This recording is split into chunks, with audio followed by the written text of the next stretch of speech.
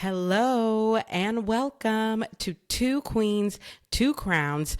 I'm your host, KJ Miller, entrepreneur, professor, and dual citizen of the Beehive and Swifterhood. And I'm excited to introduce you all to my powerhouse co-host and best friend of 20 years, the one and only Adrienne Rose White. Hello. I'm Adrienne Rose White. I'm an actor. I'm a writer. I have a course called How to Actually Sell a TV Show Organically. And I got a movie coming out with Amy Adams called Night Bitch. So look out for it. Love that. Love to hear. And I got to be honest, Adrienne, I don't really know how I managed to convince you to do this with me because you are the busiest person I know, and the most talented person I know. But you know what? I did do that. I did convince you. So I feel like I'm feeling pretty good about myself. I mean, you should. Your business acumen is second to none. There's literally no one else I would do a podcast with, and no one else I'd be this excited to do a podcast with. Like, I am very excited to get my visa to the Beehive and to the Swifterhood. I said them both right. I love it. Well, welcome. You will for sure be getting a crash course in both in this episode. But I thought before we jump in, I really wanted to give a little bit of an introduction into just what brought us here to this particular moment in time and this podcast. If you don't mind, I'd like to just, give everyone a bit of the backstory. Girl, break it down. Preach. Okay. Tell me. All right. So the story starts all the way back in December of 2023, which actually was 3 short months ago, when I was, as you know, at a pretty low point emotionally, lower than I'd been in a really, really long time. And I was struggling for a few reasons, but primarily because my company was going through some really difficult times financially. And I was also being candidly jerked around by someone who kind of purported to be a business partner, but ended up being a terrible man, and did not help me in the way that he said that he would. And so I just felt like I was truly in a rock bottom, like truly in a rut. And at the time, I knew I wanted to start making inroads into my next career, which I really wanted to be and still want to be content creation. But I didn't know how I was going to get there. Because I just was like so stuck in this rut. And I also was so devastated. But I made a decision in December that I would at least post to TikTok every single day and just see where it took me. So I had no content calendar. I really didn't have a plan. I just made a commitment to whip out my phone once a day and film whatever was on my mind. Okay. Well, shortly before Christmas, my husband and I decided to rent Taylor Swift's Eras Tour on Amazon Prime. And at the time, neither of us were big fans of hers, but as everyone else on the planet, we had heard so much about the tour, and we do really love live music. And we were just kind of curious, look, let's see what the show is about. It's gotten rave reviews. Let's check it out. And I have to say that the tour is amazing. It's a huge feat for Taylor, but I left being struck by one song in particular. And I don't know why this song over any other, but she's got this song called Champagne Problems that I had never heard. And when I listened to it, I just remember sitting there being like, oh, this is kind of nice. I'm going to remember this. And then I started listening to it over and over, after, we finished watching the tour. And every time I listened, I would cry and weep, cry. It was in a way that just truly caught me off guard. And I couldn't understand why it was making me so emotional because I don't know have you heard this song, Adrienne, by the way? Champagne Problems? Actually, I'm sure I have, but I don't remember the lyrics to it. I think I've just listened to it while playing with the whole album. Yeah. Well, okay. So for you and for anyone else who might be unfamiliar, this is a song with a fictional story about a girl who isn't ready to marry her boyfriend. And so basically like leaves him devastated at a party that he has planned to propose to her in front of like all of his friends and family, all of their friends and family, right? So this didn't happen to Taylor, and it certainly has not happened to me. Okay, I am very happily married. I have never experienced anything like this, but I just kept crying. It just is so beautifully written, and I don't know, it just like touched the exact right part of my brain and my heart. And so one day while I was driving to pick up my daughter from daycare, I was listening to that song and of course was like weeping by the time I got to the parking lot of her daycare. And I whipped out my phone to record my TikTok because I had made a commitment to record a TikTok every day. And I recorded this video. I am not a Swiftie, and I don't really have any close Swiftie friends, but I watched the Eras tour this weekend, and now I can't stop listening to Champagne Problems. And every time I listen to it, I cry. So I was just wondering if the Swifties could tell me if that's normal. Thank you. Thank you. Classic Thank KJ. Yes. So that is the video that kicked off the journey that I've been on. And I didn't expect this, but this video blew up. It currently has over 600,000 views, and it basically like catapulted me into the Swifterhood in a way that I really wasn't expecting. And I was starting to get just like the kindest, warmest messages from Swifties from all over the world who assured me that my reaction was in fact normal, and that this is just the effect that Taylor has on people. And I was so blown away by the response that 2 days later, I made another video. I just have to say this, the Swiftie community has been so welcoming. I feel like I need to just confess to you all how much I used to hate on this woman, how hard I used to hate on Taylor Swift. I almost like got in a fight over it. Because I was repping Beyonce and some other people were repping Taylor, and I was like, you are not going to defame this woman's name in this house. By the way, it was not my house. I was just, I was on hate on Taylor mode, and I left that mode behind long ago. I made a video about this like a week ago. I don't hate on Taylor anymore, and I haven't for a long time, but I haven't been in, the inner circle. I haven't been a part of the community. And now that I've dipped my toe in, I just feel like y'all have been so welcoming. And so I needed to confess my crimes. And if you'll still have me, then that's beautiful. May I speak to this? You may. I remember, I will just testify in the court of public opinion. I remember this time in this woman's life, and no one could have been more shocked than me when I went on TikTok, because we catch up pretty regularly, but this Swiftie life like came up very quickly. So the first video I saw, I was like, wait, I wasn't even a Taylor stan, but I mentioned comparing Beyonce and Taylor Swift years ago. And I remember you and Kadar were both like, don't put those two names in the same sentence. And I was like, no. So this has been much like when I introduced you guys to veganism and you were like, no. And then you ate more and then you tried it. Not that you're vegan now, but I know how things change over the years. It has been exciting to watch you grow in musically and culinarily. Yes. Well, thank you. And truly, I was one of these people who very much felt like we can talk about how great Beyonce is, and separately we can talk about Taylor because she's cute, but we're not going to talk about these two women in the same conversation. I was very much that girl.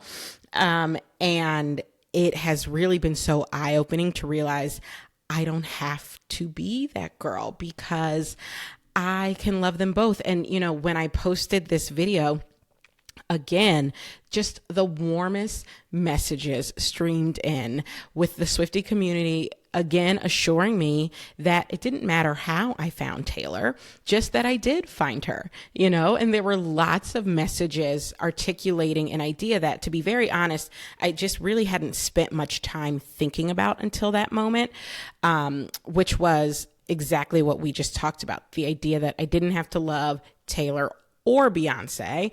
I could love them both. And that there was really no reason to pit these two women against each other because they're both queens and they both deserve crowns. So that really just kicked off a process wherein I started to think about this more and more. And as I thought about it, I really started to wonder why I, like so many other people, felt like there was just this need, this obsession to compare these two women.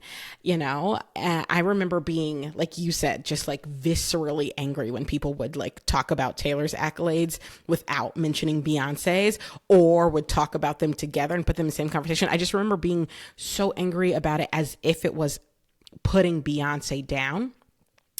But then, as I've been thinking lately, I'm sort of like, why does it feel that way? Right? Because like when someone praises, for instance, Stevie Wonder, I don't get upset that they're not mentioning Prince. Like I can accept praise for this person without it meaning that there isn't enough shine to go for this person. So like, why with women does it seem like there's always this competition? And, when you think about it, it's not just Beyonce and Taylor, it's Whitney and Mariah, it's Britney and Christina, it's Nicki and Cardi B, it's Lady Gaga and Madonna. Like we've seen this play out so many times. And I just feel like we've been conditioned to have an either or conversation when, as I've been learning, yes and is a much more satisfying conversation, right? So in these last few weeks, have just felt this ping, which has told me to explore this idea more deeply. And I launched a TikTok series. I don't know if you've seen it. It's called Beyonce for the Swifties. Have you seen this one? Oh, have I seen Beyonce for the Swifties? Do I watch them all and share them with people? Yes, I do. Correct. I see you, Bessie. Okay. I see you out here. Thank you. Well, I started that series because I got a request from a Swiftie who was like, I would love to learn more about Beyonce. I've never really dived into her music, but I'd love to learn more. So I started that series. And now just today, I started another series because I got a request from someone in the Beehive saying, I'd love to learn more about Taylor. So I started today, Taylor for the Beehive. So oh my God, I feel like a bridge between worlds. I'm trying. This is what I'm trying to be. I'm trying to be this bridge, and that is what has led us here. So that was my incredibly long-winded intro in order to say, I am here and we are here because I really think that this conversation is bigger than just these two women. I think that the world is long overdue for a reckoning, and women will be at its forefront, because if there is anything that last year's Eras Tour and Renaissance Tour made very clear, it is that we as women are far more powerful than the world sometimes cares to admit, and the spotlight is big enough to shine on us all. So that's what this podcast is about, and I'm just so excited to be here and doing it with you. And so my question for you, Adrienne, is, are you ready for it? Yes. Yes, I am. Listen, you've always been the music lover in our friendship. Like, I've been the filmmaker and you've been the music lover. And I feel like it just enhances and elevates every space. But I don't even know about music until someone I care about tells me about it. And then I'll listen to it over and over again. So I'm so excited because you are so well versed and bring a level of nuance that that resonates with me, but that I don't instinctively have. So I'm teach me, tell me all the things. Hooray! Okay. All right. So let's dig in. Just a little bit of setup for everyone. The way this episode is going to work, and I think probably the way future episodes will work, but we'll see. It's our podcast. We make the rules. But the way this one is going to work is first, I'm going to walk you through kind of a brief history of how these two women came to be in a place where they were so often pitted against one another by the media and by their fans, like kind of walk through a brief timeline of what got us to that moment. And exactly. And then I am going to transition us to a little segment I'm calling Queens Helping Queens, wherein I'm going to make my argument for why I believe that these women have actually helped each other and boosted one another's careers and not hurt each other in any way. And it really is going to be, me making this argument to you, which, you can push back on, you can agree with, you can be like, no, girl, you're Delulu. It's up to you how you receive this case that I will make. But that's really going to be part 2. So part 1 will be the history. Part 2 will be my little case.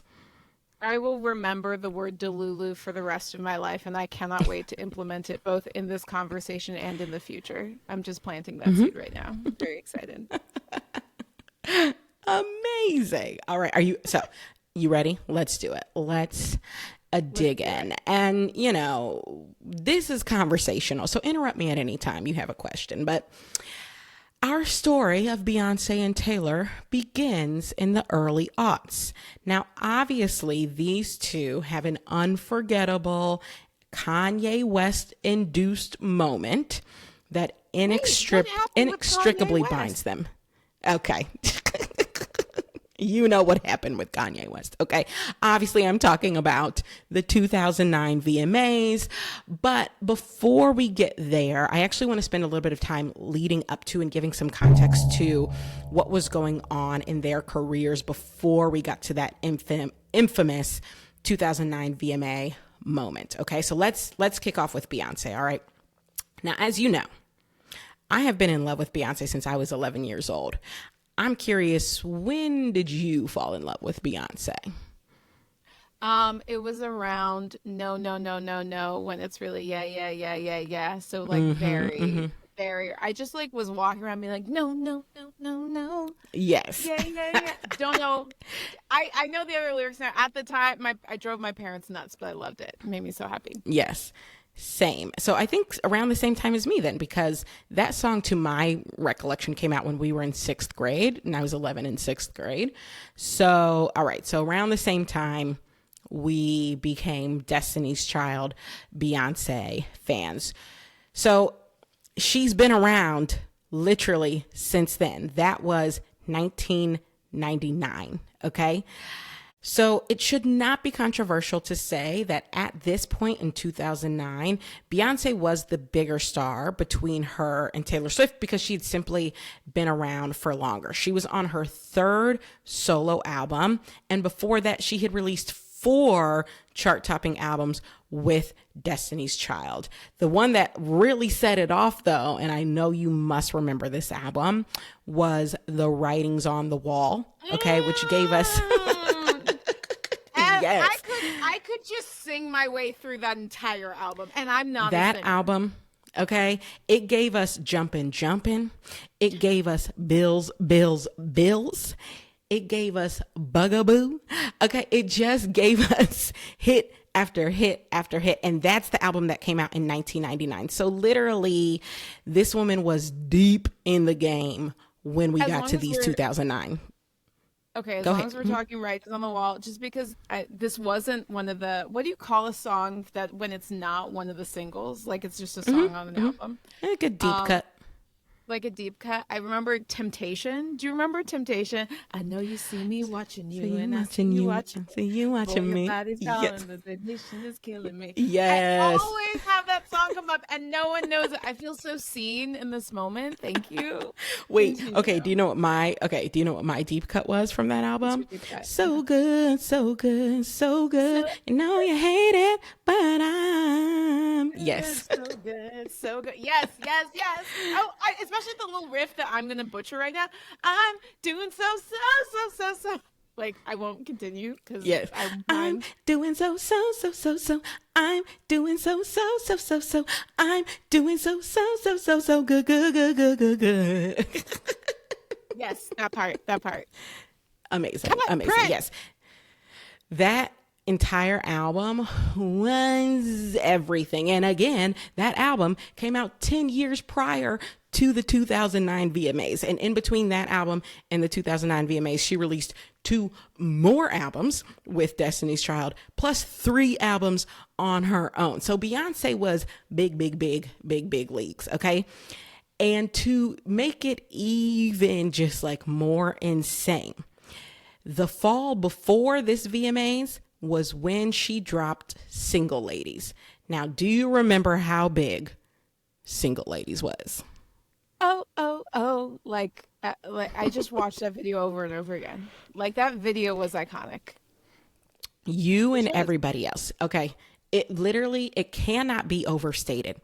The extent to which the Single Ladies video took over all of our lives. Like, this dance, that choreo was everywhere. She performed it at the Today Show.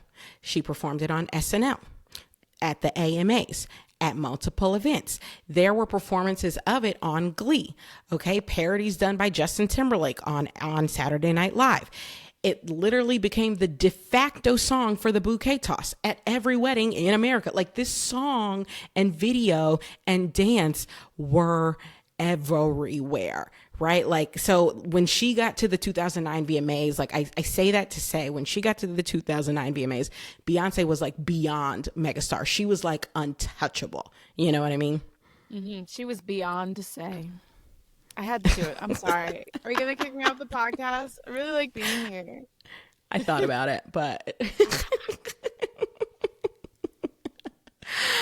okay. So that sets the scene for Beyonce, right? Like, who she was and what she was and where she was in her career leading up to this moment. Now, that brings me to Ms. Taylor Allison Swift. Now, Taylor, at this point, she was absolutely a star in her own right, but she was also much younger in the game. Okay. She was on her second studio album, Fearless, which, by the way, would go on to win Album of the Year at the Grammys.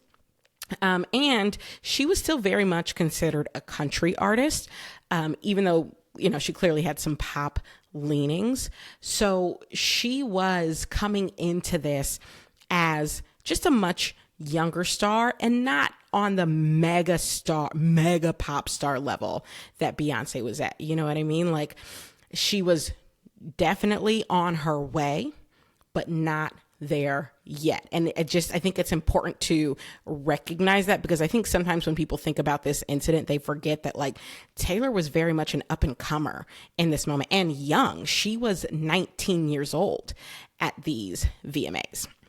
Now, her big single at the time that had recently dropped was You Belong With Me, which, you know, was this a moment for you, that song, You Belong With Me? No. I mean, have you ever thought just maybe you belong with me? Oh, yes. Okay. Yeah, me. I won't butcher it. I'll spare you all. But yes, I remember. Yes. Okay. And do you recall it being like kind of a big moment for you, or just kind of like you know, this is cute? Like, where did it sit for you? It Second sat part, in okay. like I enjoyed that song, but it did not have the same deep level of resonance for me personally. Yeah. And, you know, I think you could see that too in terms of where these songs ranked and in their popularity. Like, this was a big song for Taylor for sure, but it was not as big of a song as Single Ladies. And she was not as big of a star at this moment as Beyonce. So that is just important to note as we talk about sort of where we were in this moment. And does that, like, in your mind, does that track? Like, in your mind, if you think back to 2009, was Beyonce like Beyonce and Taylor was like, oh, Taylor Swift, you know, is that kind of where it's at for you? That was where it's at for me. Yes. Yeah. I hope no one's mad at me for saying that, but yes. No, I agree. I hope no one's mad, but honestly, I think like to understand the context of this moment, you actually really do need to understand where these two women were in their career. Like, I didn't realize this, but as I was researching this episode, I didn't know that by this point, Taylor had not yet experienced a number one hit. Okay. Where Beyonce, on the other hand, she had had several. Okay. She had had Crazy in Love, Baby Boy, Irreplaceable, and of course, Single Ladies. She'd also go on to have like Halo. I mean, like she was Beyonce, right? And at this point, Taylor was an up and comer who was doing really well, but still had never had a number one hit, still really wasn't considered a crossover artist. Like, she just was in a completely different place, right? Mm-hmm. And then Kanye West enters the picture. Now, what do you remember of this moment? Tell me what you remember. I'm gonna let you finish, but no, I'm gonna let you finish.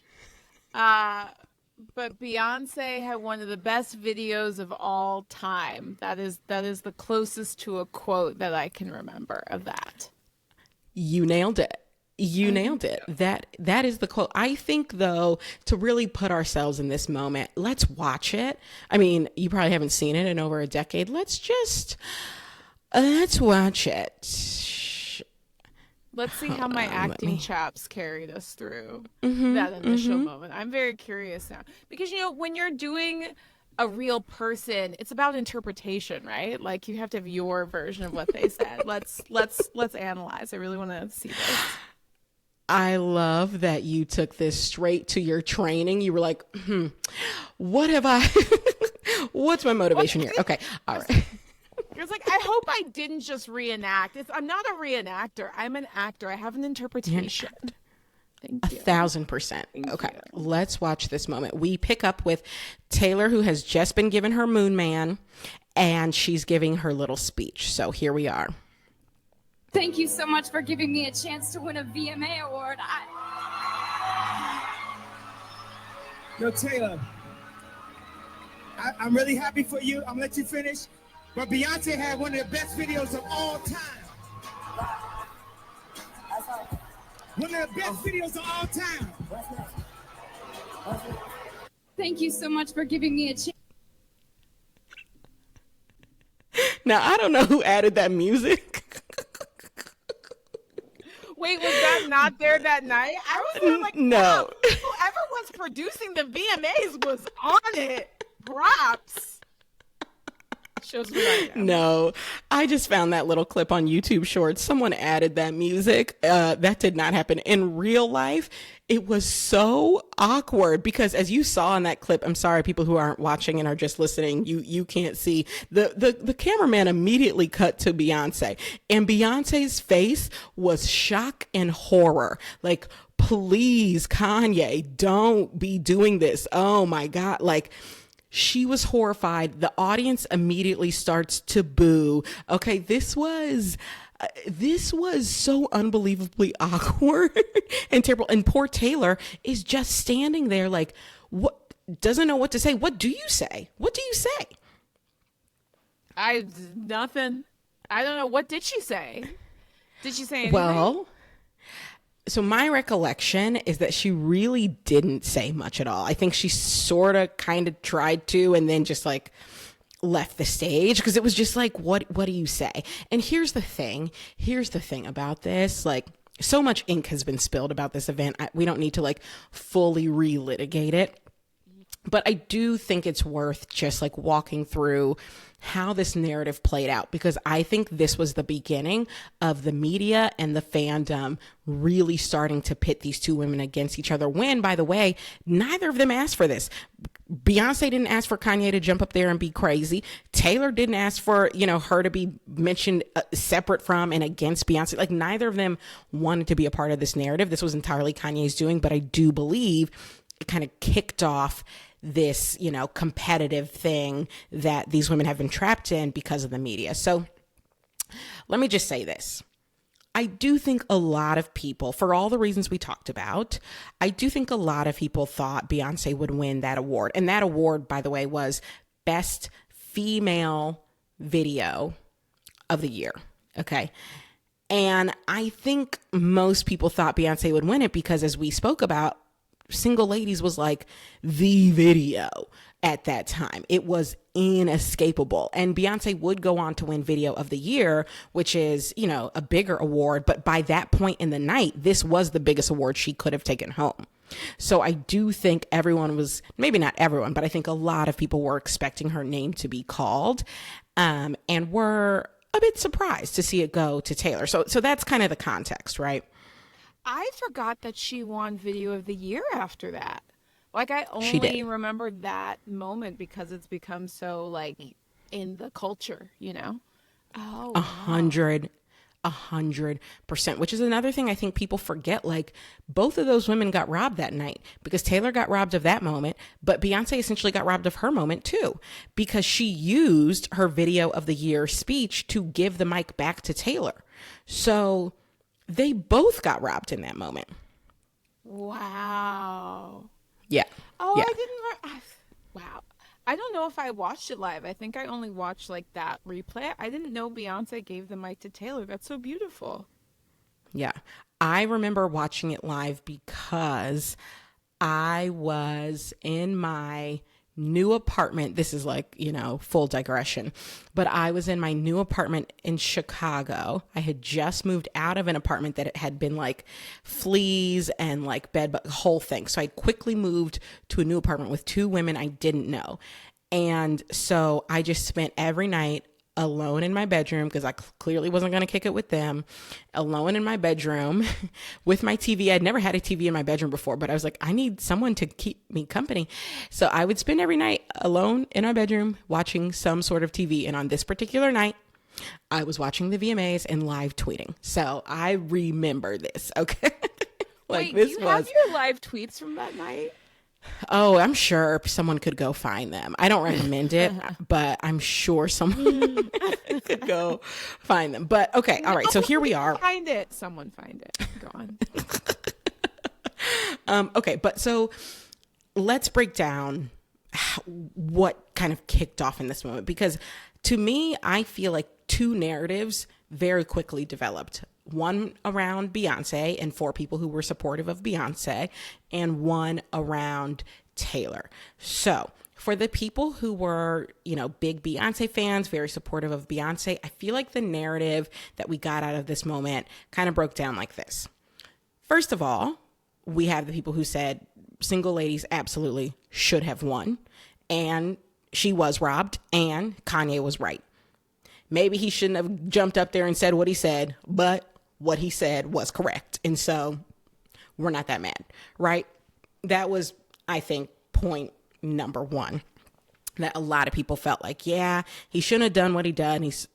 He certainly shouldn't have done it the way he did it, but he wasn't wrong. You know, so I feel like that was kind of narrative element number one.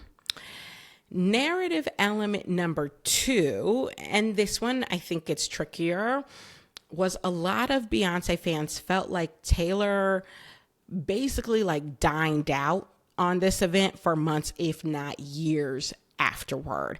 And in fact, there was in 2010 a Wall Street Journal article titled, "Did the Kanye West incident help Taylor Swift's career?" Okay, so literally the Wall Street Journal.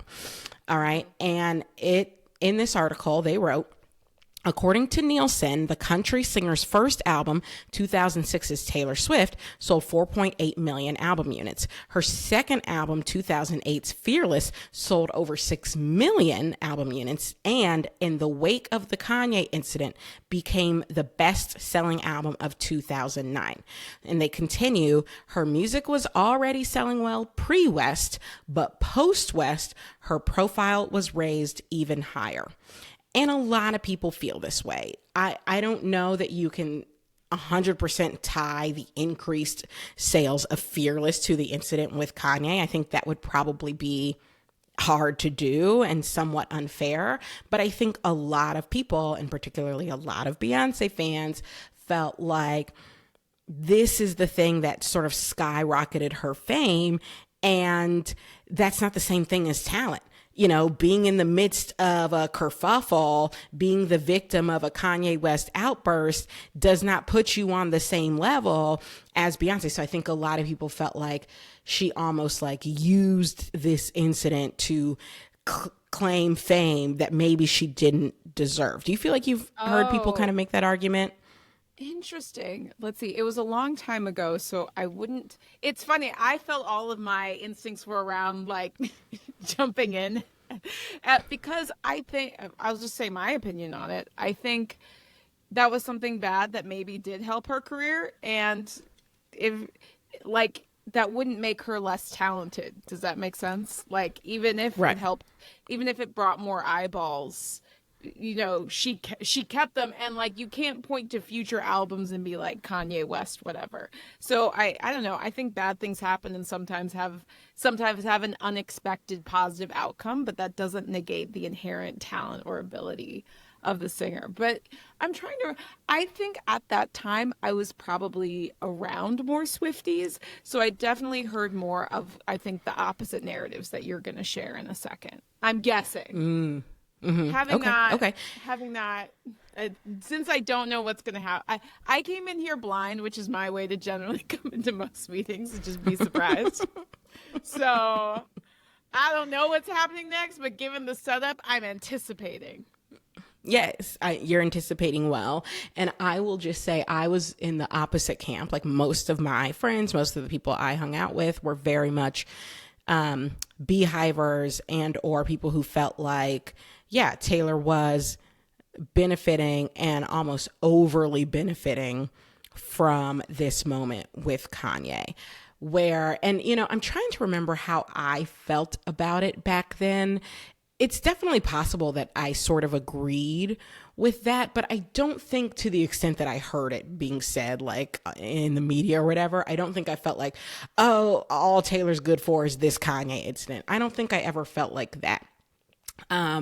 But was there a part of me that sort of felt like, okay, girl, we get it, you know, like, okay, he was upsetting, but like, we've all moved on. Is there a part of me who felt that way?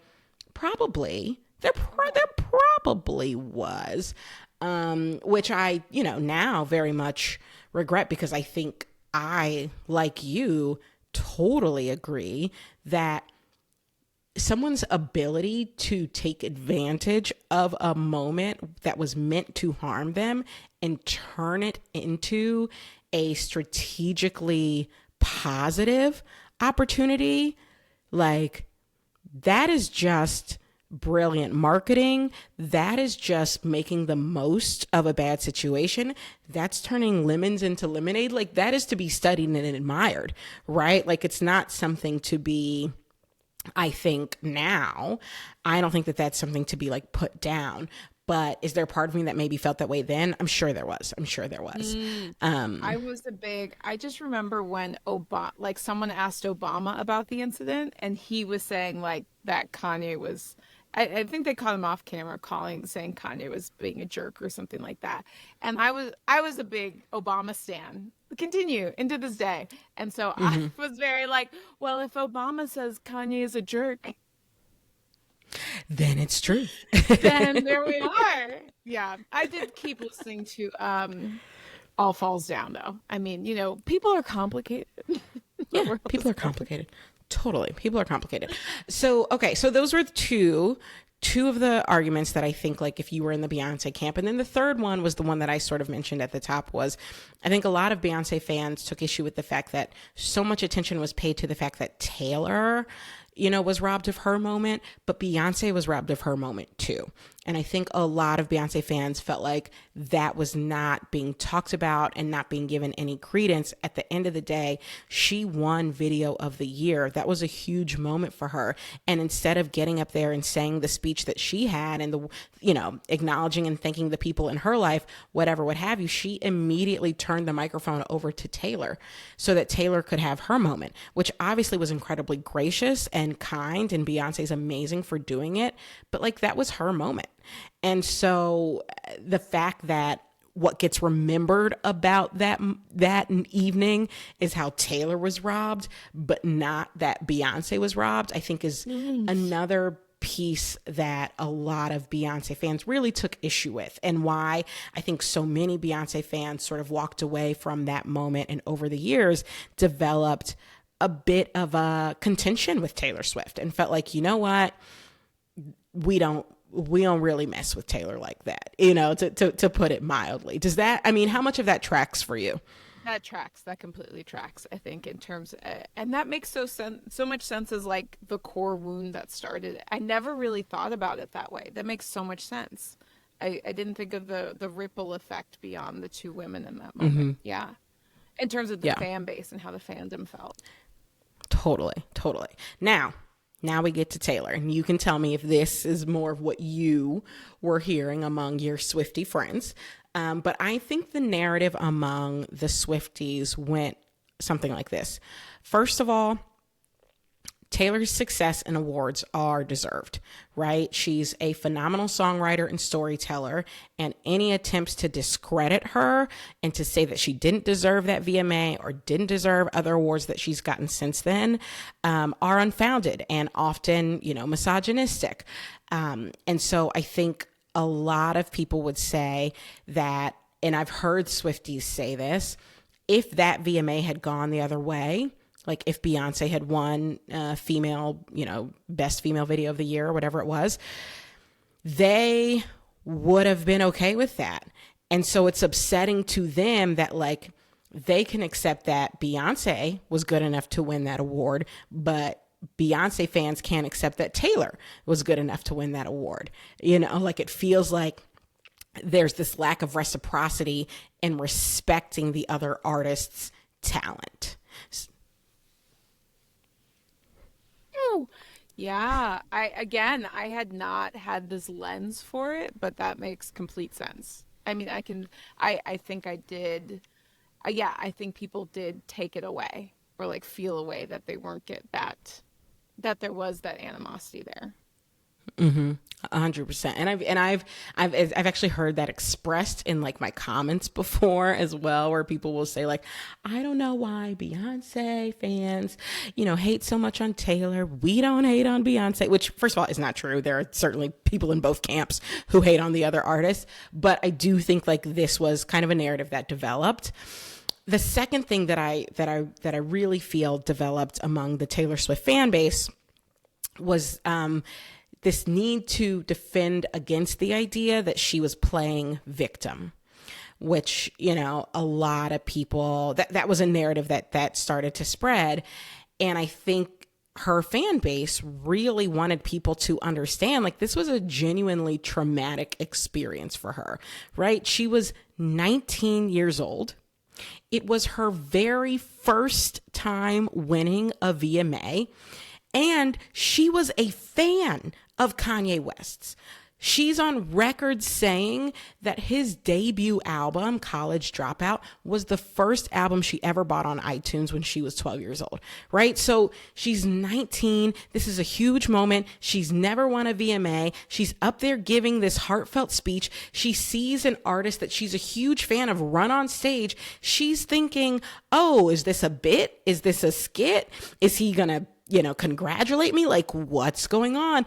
And then he just completely shits on her in a room full of her peers on this huge night. Like, just imagine being 19 years old and having that happen to you. I can't. That's, I don't have words. It's so heartbreaking and devastating to think about. Like, when people say like she's dined out on it for years, or like she, just wouldn't let it go. I mean, if something like that happened to you in the very formative part of your music career, chances are it would form a core memory. Okay. Yeah, core memory. I would agree with that. I think it's a great word. Yeah. So I think a lot of her fans feel like when people say things like, oh, she's playing victim or she's dining out on this, like, you are really underselling how traumatic this was for her and how traumatic it would have been for anyone in her shoes, And also, like, did she, and I'm trying to remember this time, like, did she even, like, was she talking about it everywhere, or were people always asking her about it? You know what I mean? Like, I don't think, like, I don't remember her, like, actively pursuing conversations about this incident, you know? Like, Totally. I remember people Most always asking her about it. 100%. And I also recall, and in researching for this episode, saw, there were multiple times where she would say in interviews, I don't really like to talk about it. I don't like to bring it up. Like she was not trying to keep bringing this up. Now, that said, she did write about it in her music, right? Oh, sure, but she writes about breakups too. Like, great. Like, you just write about all traumatic memories. That's music. Listen. Exactly. She's a songwriter. She writes about her life. This is a moment that happened in her life.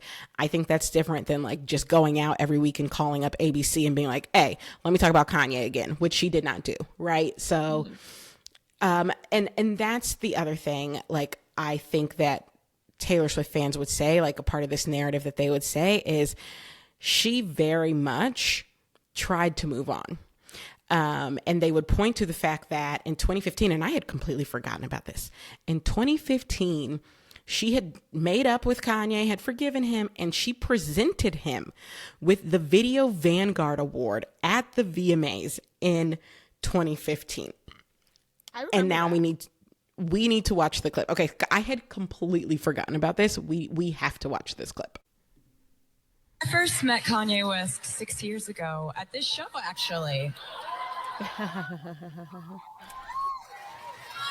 Since then, we've had a lot of time to talk about a lot of different things. It seemed like everyone in the world knew about our infamous encounter at the VMAs. But something that you may not know is that Kanye West's album, College Dropout, was the very first album that my brother and I ever bought on iTunes when I was 12 years old.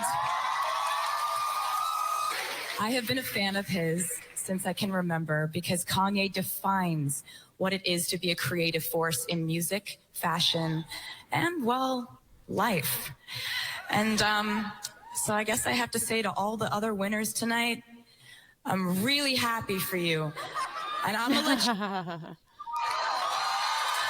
But Kanye West has had one of the greatest careers of all time. So you said you remembered that moment? Like you have a memory of that happening in 2015? I don't like remember that like I didn't remember it, but I remembered that that like they had like a public cool moment. Like I remembered that. Yeah, so I had completely forgotten about that, but I do think that because of that moment, and that was just, the very public moment. I think Taylor had gone on record before then talking about the fact that they had, talked and, all was forgiven, whatever. So I think that's another part of the narrative for a lot of Taylor Swift fans was she's not dining out. She's not playing victim. She's forgiven him. Like, people need to stop with that idea. So what I think is important to note here is that all of these perspectives really come from the fans and from the media, right? These are not the perspectives of these artists. Never once did we hear Beyonce say Taylor has been dining out on this. Never once did we hear Taylor say, Beyonce is being unfair and how she's describing me to the media. Like these women, none of this was happening between these two women. All of this was happening down here with us, the regulars. Okay. The regulars were the extraordinary regulars. There should be three categories. No. Okay. We're in category 3. Yeah, okay. We're in category 3, the extraordinary regulars. But yes, like this was not happening between the two of them. What they were doing, okay, in the aftermath of the 2009 VMAs is fucking dominating, okay? Both of these women, basically in the 15 years since that VMA award show, have just been killing the game. So just the quick highlights. Beyonce would go on to collect 32 Grammys, making her the most awarded Grammy winner of all time. That's one highlight. Highlight number 2, she would literally change the entire music industry by surprise dropping her self-titled album, okay, and becoming the first Black woman to headline Coachella. She'd also become the first woman in history to have 20 top 10 hits on the Billboard Hot 100 as a solo artist. And most recently, the first Black woman to reach U.S. #1 spot on the Billboard charts with a country song. Shout out to Texas Hold'em. So that's what Beyonce's been out here doing, okay? She has not been bothered by this little narrative, okay? Yeah, she killing it. Oh my God, Texas Hold'em is so good. My boyfriend actually texted me. My boyfriend does not follow music, and he texted me out of the blue and was like, I'm probably months late, but I love Texas Hold'em. It's the best song I've heard in a long time. And it was funny to me because he said it 2 weeks after it dropped. For him, that's like practically texting from the future. That was great. Yeah, that's like same day. Way to go, Joe. Yeah. Love it. And just a few quick career highlights for Taylor. Taylor, in those 15 years, would go on to become the only artist in history to win 4 Album of the Year Grammy Awards. She'd be the first woman to appear twice on Time's Person of the Year cover. And her Eras tour, which she is still on, would become officially the highest grossing tour of all time. So these women have been booked, busy, and blessed, okay? BBB.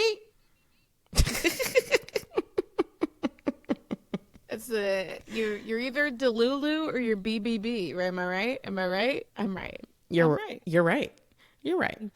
So this brings me to the second segment. That's the historical overview. That is how these women came to be pitted against one another in the media and by the fandom. And now I want to run headfirst into our segment, Queens Helping Queens. But before I do, any questions on the history or comments? Let's see. Can we call it herstory?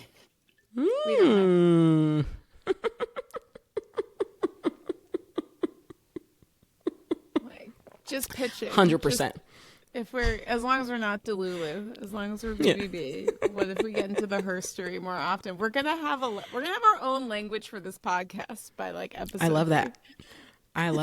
And yes, we can absolutely refer to it as herstory. Any other feedback, any comment cards you'd like to submit on the podcast? I really enjoyed the video. The video instruction was helpful.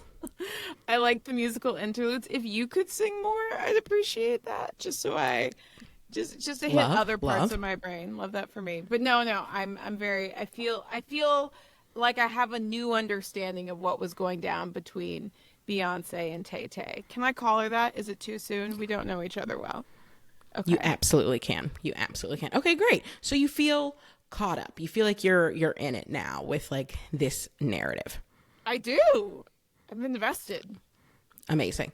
Okay, so then I now am going to make my case for why I believe these two women have not needed to be pitted against each other, because in fact, they have been sometimes unwittingly, sometimes potentially purposefully helping one another along their career journey. So I have 2 things I want to say that I believe Beyonce has done to help basically aid and abet Taylor's career, and 2 things I believe Taylor has done to help Beyonce. And I'm going to make my case, and you tell me what you think. Am I Delulu or not? Okay, Delulu or not, those are the only 2 options. That's it. Either it makes sense or it's completely ridiculous. Okay? Perfect. Got it. I have my assignment. Okay. Case number 1. It is my contention that we would never have gotten the surprise drop of Taylor Swift's epic album Folklore if Beyonce had not completely changed the music game with the surprise drop of her self-titled album in 2015. Okay? Whoa.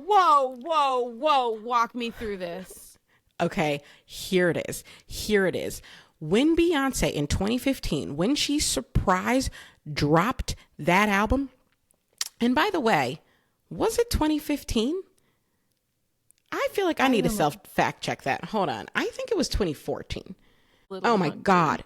It was 2013. I'm just out here saying wild nonsense. I knew it. I was looking at that and I immediately put myself to where I was in 2015 and I was like, nah, that's not right. Do you see how well I know Beyonce? Anyway, let me run that back. I'm impressed that you could check yourself in the moment. I will say if this is Delulu and this is totally correct, you were like, you started here, you went a little here, and then you went all the way right here. You're right here right now. I'm excited for you. Let's see where it goes. Thank you. But yes, when she surprise dropped her self-titled album in 2013, Beyonce literally changed the game. It had never been done. First of all, albums were always dropped on Tuesdays. She dropped it on a Friday. She dropped it with no notice. She said, y'all are not going to leak my shit. Okay, so I'm not going to market it. I'm not going to tell not one single soul about it. I'm just going to drop it on iTunes, drippity droppity. You're going to get it. You're going to love it. And immediately the world lost their mind. Studio executives everywhere lost their minds. Apple, iTunes, Spotify, everybody lost their minds. It just changed the game. And what I believe is that Taylor took note of that. Okay. Taylor said, oh, bet I want to do that one day. Like, I don't know when is going to be the right time, but I see how she's out here shaking shit up and I like it. And I'm going to do it. I truly, firmly believe that Taylor, when she saw Beyonce do that, was like, pretty much every artist, by the way, like since then, many artists have done surprise drops, but I don't think anyone has done it as successfully since Beyonce as Taylor. And the reason why is because Taylor she really took her time with it. Okay. She didn't release her surprise album until 2020 in the pandemic when we were all just, who knows what we were doing. Okay. We were drinking Malbec. We were, we were, wearing latex gloves to pick out squash from the grocery store. It was insanity. And that's when Taylor was like, you know what? When they least expect it, I'm going to drop this little album on them. And I just personally believe if Beyonce hadn't done it first and shown her the way, we might not have gotten that surprise drop. I am going to weigh in right now and say that makes total sense, and I'm going to agree with you there. That had never occurred to me before, truly. That makes perfect sense. Wow. Wow. Okay. Wow. I'm one for one. You're one for one. Also, my head started exploding when you started because I was like, it just had never occurred to me before. That's really powerful. Okay, go on. Okay. All right. So far you're with me. We're here on this. Okay. Mm-hmm. Now here's number 2. Now this one, the people might say is a stretch, but I believe it. Okay. Now we all know Beyonce is the undisputed champion when it comes to live performances. That's a fact. Okay. Now I believe. I think there are people. Wow. Okay. Go on. You're talking to Swifties. Would they agree? I don't know. Anyways, continue. I think most Swifties would agree if we're talking about the full-on vocal plus choreography. Okay. I think most Swifties would give it to Beyonce. Okay, vocal plus choreography. Yeah. So I believe she's the undisputed champion when it comes to live performances, when we're talking about the whole thing put together. And I also believe that her awe-inspiring Coachella performance was not only one of the most brilliant performances the world has ever seen, but I would argue it set the bar and provided the blueprint for Eras Tour. Go on. Cite your sources. Okay. All right. So here's why I say this. Okay. Now look, Beyonce's Coachella, which she called Homecoming, right? Because the theme was HBCU Homecoming. Mm-hmm. It gave us a level of like cinematography and themography. I don't know if that's a word, but I'm going to use it. like unlike anything we had ever seen. I just personally don't believe we had ever seen an artist deliver such an amazing retrospective of her entire career, because she literally hit us from Destiny's Child day one to like up to Lemonade, which was her, most recent album up until that point. She hit us with a retrospective of her entire career, unified within a single theme, okay, and gave it to us just in the most aesthetically pleasing and creative way possible, but in a unified, centralized theme that I personally had never seen. Okay.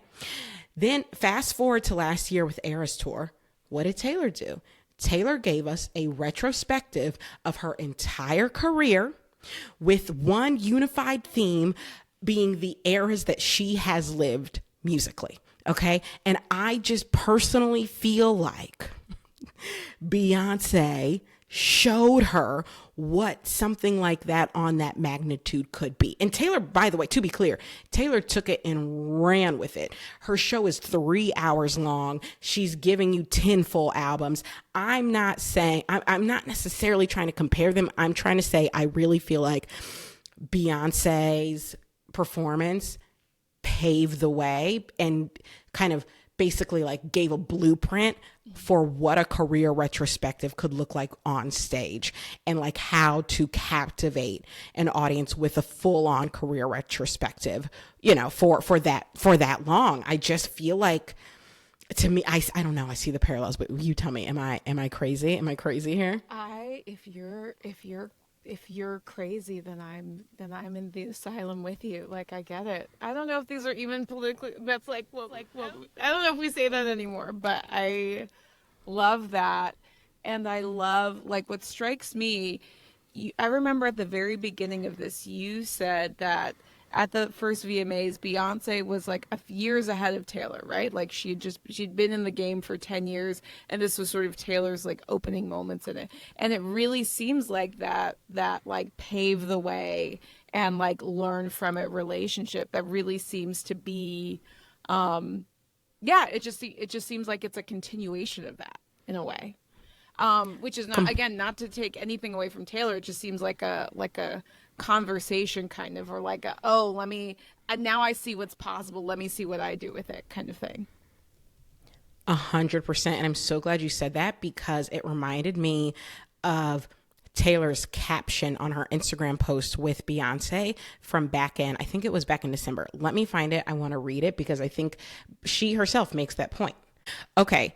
Found the post. This is what Taylor said. And actually, this is from October, because Beyonce attended her Eras Tour premiere, her movie premiere. She wrote this: "I'm so glad I'll never know what my life would have been like without Beyonce's influence. The way she's taught me and every artist out here to break rules and defy industry norms. Her generosity of spirit, her resilience and versatility. She's been a guiding light throughout my career, and the fact that she showed up tonight was like an actual fairy tale." So you see, I feel like I'm not being crazy. I really.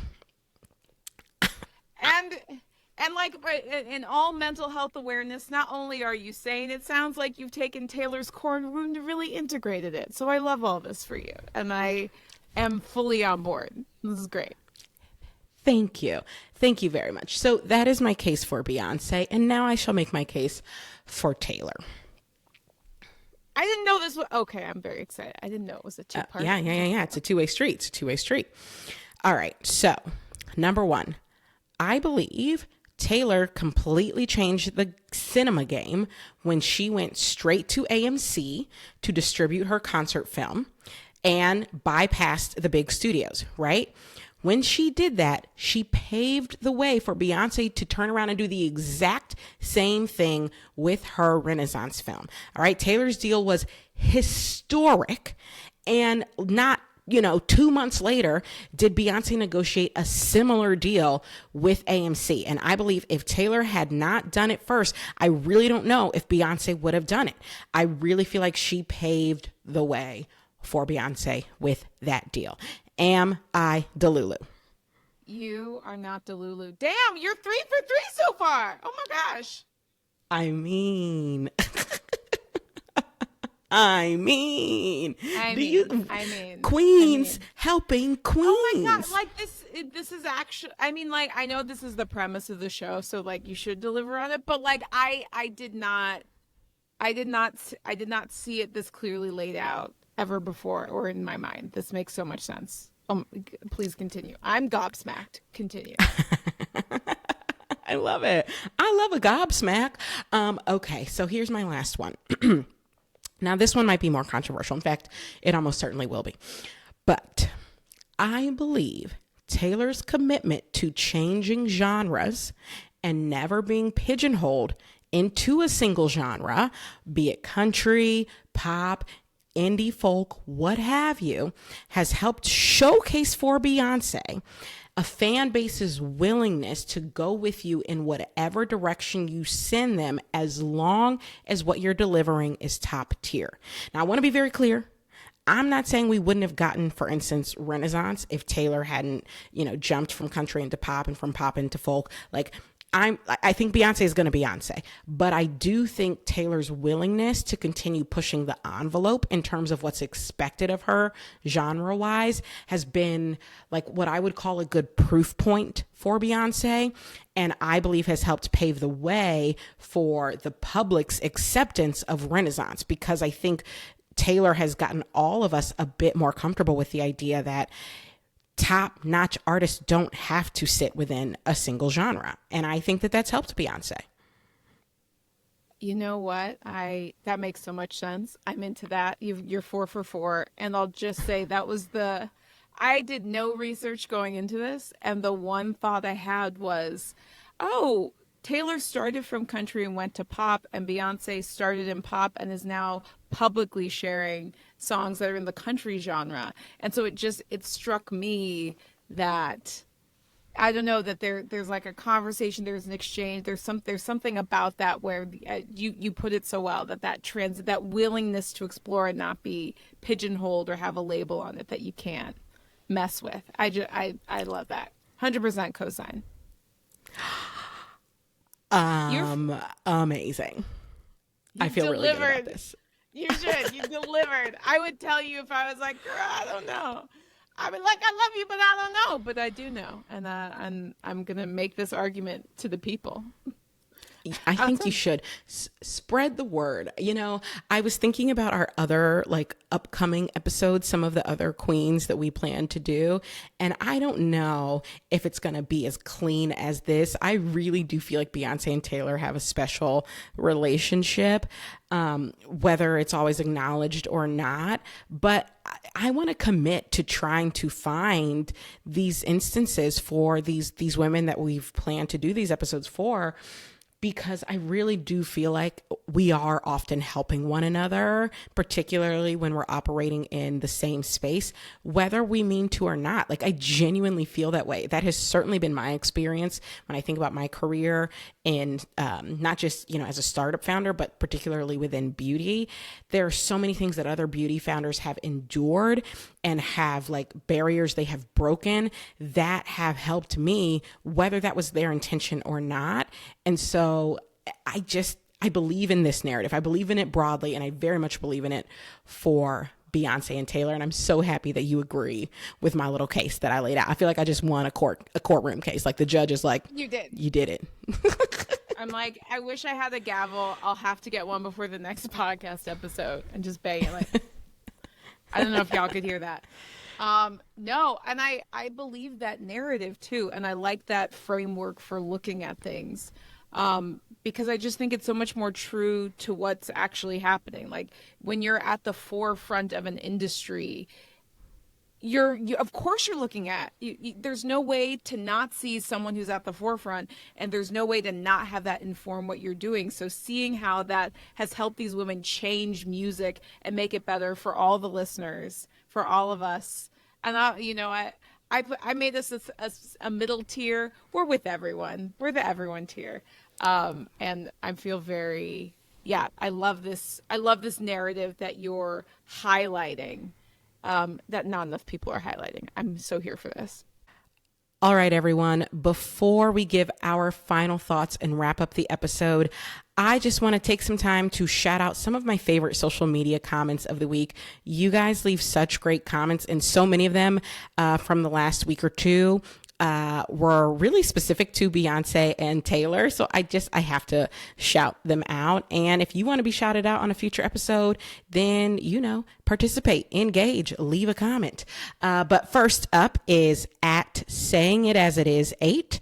I love that you're pairing them up and connecting them, and we can hold them both high on pedestals. She is, of course, referring to Beyonce and Taylor. Then we have at Selena _Thimp. Beyonce stands rise. Yes, and that is me. I am. I love a great, what's it called when you put two names together? I don't know. Portmanteau.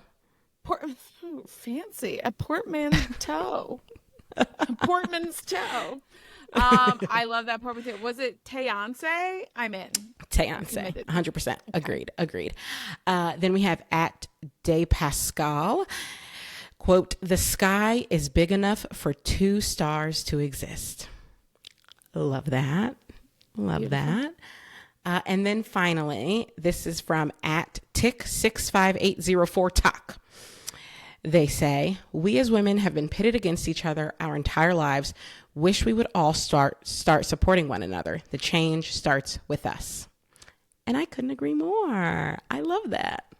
I love it too. This is great. All right, Adrienne, hit us with your final thoughts. This is an election year.